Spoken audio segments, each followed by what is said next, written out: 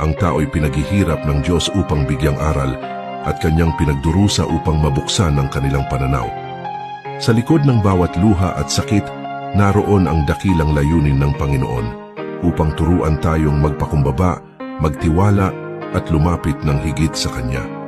Ang mga pagsubok ay hindi parusa kundi pagkakataon upang mas makilala natin ang Diyos at maranasan ang Kanyang walang hanggang kabutihan.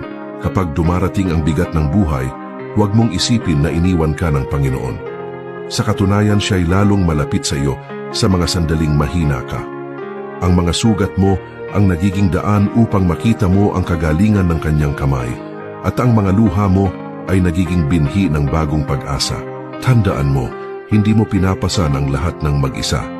Ang Diyos ay laging may plano na mas mataas kaysa sa iyong iniisip, mas malawak kaysa sa iyong nakikita, at mas maganda kaysa sa iyong inaasahan. Kaya't huwag panghinaan ng loob. Ang iyong hirap ngayon ay magsisilbing hakbang tungo sa mas maliwanag na bukas.